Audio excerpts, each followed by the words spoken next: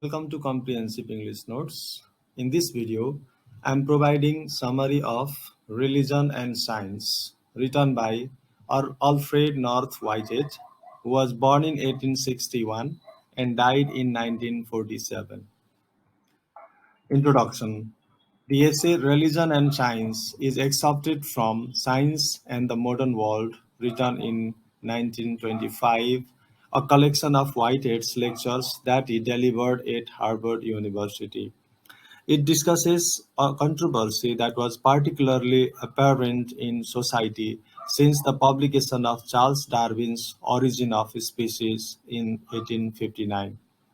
The issue was relevant in the 1920s because of the monkey trial in Tennessee in 1925, testing whether or not a science teacher could teach the theory of evolution in a public school in the state.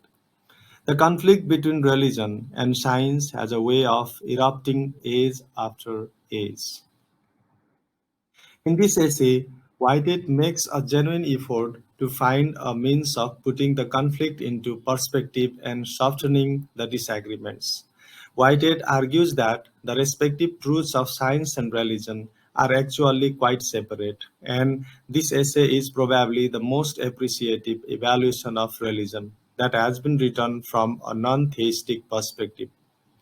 He maintains that religion will not regain its old power until it can face change in the same spirit as does science.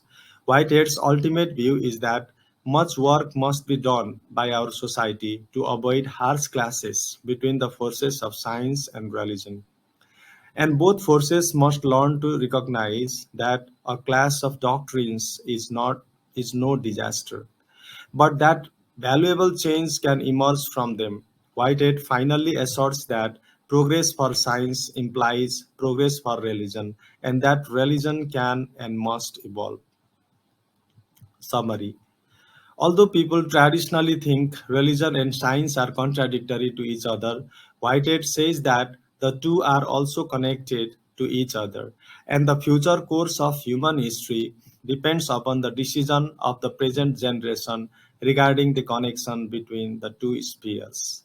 According to Whitehead, science and religion are interrelated, and they have always been in a state of continual development. Science presents the gradual evolution of ideas. Religion also shows the same nature. Religious concepts of the present are different from that of the past. There has been a lot of modifications in both religion and science. In early days, the Christians believed that the world was coming to an end. When this was proved to be mistaken, the doctrine adjusted itself to the change. In the year 535, a monk named Cosmas asserted that the world is a fiat parallelogram whose length is double its breadth, which has already been proved wrong. In the 17th century, the Catholic tribunal protested the idea of the motion of the earth. Similarly, the Christian believers were also distressed by the idea of the extension of time. The doctrine of evolution has been the same stumbling block at present. Religion is not always wrong, and science is not always right. It is a much more complex case. Theology has been gradually developing itself with the changing ideas and its conflict with them. Science is even more changeable than theology. In both regions of thought, additions, distinctions, and modifications have been introduced. We human beings are always in search of the truth. However, the truths which are able to make presuppose a general standpoint of conceptions which may have to be modified. Galileo thought that the earth moves and that the sun is fixed. Newton thought that both the earth and the sun move. However, both had no idea about the modern concepts of relative motion. Both Galileo and Newton were right with their truths at their time.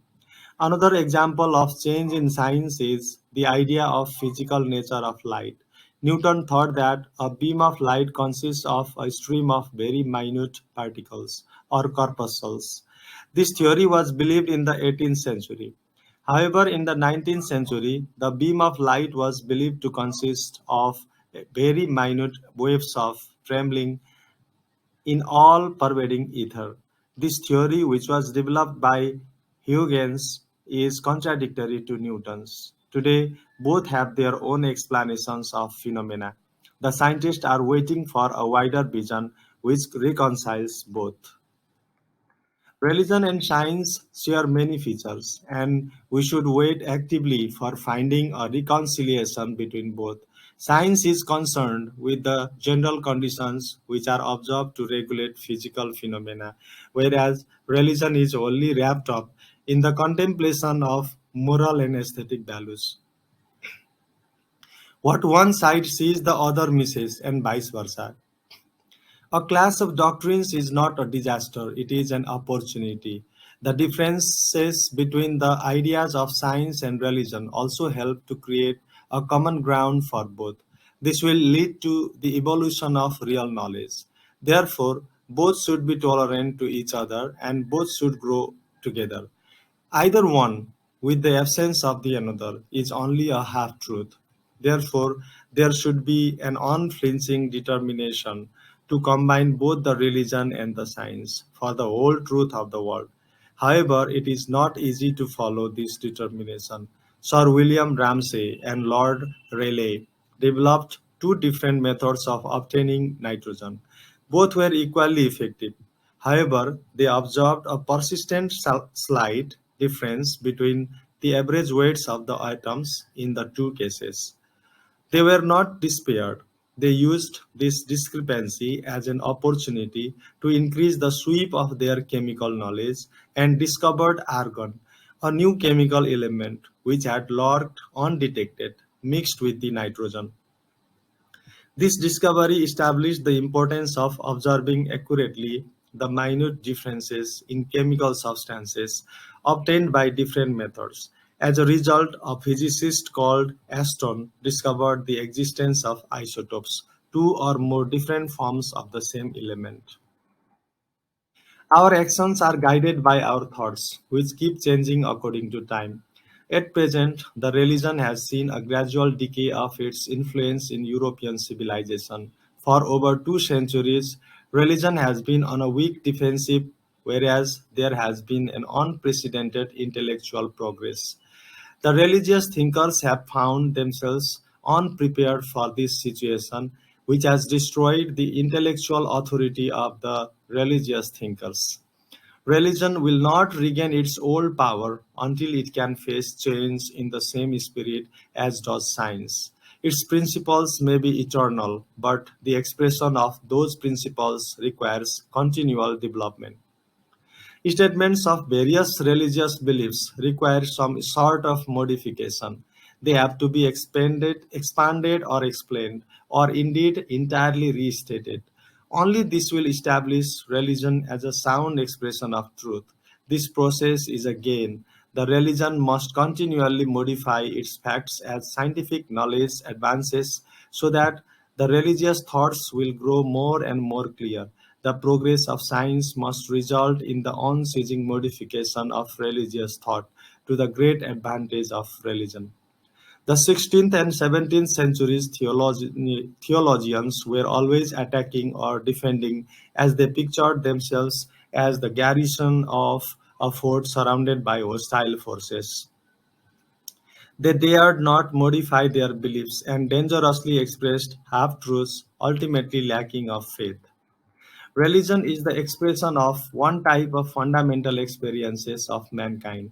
Religious thought develops into an increasing accuracy of expression. Interaction between religion and science is one great factor in promoting this development. We have to know what we mean by religion. The answer the churches have provided to this question is suited to the emotional reactions of bygone times. Also, it is directed to excite modern emotional interests of a non religious character. It lacks any directness of response. Modern science and modern conditions of life have taught us to meet occasions of apprehension by a critical analysis of their causes and conditions. Religion is the reaction of human nature to its search for God. The presentation of God under the aspect of power awakens every modern instinct of critical reaction. This is fatal. The advance of science has weakened the hold of the old religious forms of expression. Religion has been presented as valuable for the ordering of life. Its claims have been rested upon its function as a sanction to right conduct. Also, the suppose also the purpose of right conduct quickly degenerates into the formation of pleasing social relations. Conduct is byproduct of religion, an inevitable byproduct, but not the main point. Every great religious teacher has revolted against the presentation of religion as a mere sanction of rules of conduct. The insistence upon rules of conduct marks the eve of religious fervor. Religion is the act of realization of something which is real, yet waiting to be realized. It is a hopeless quest of human beings.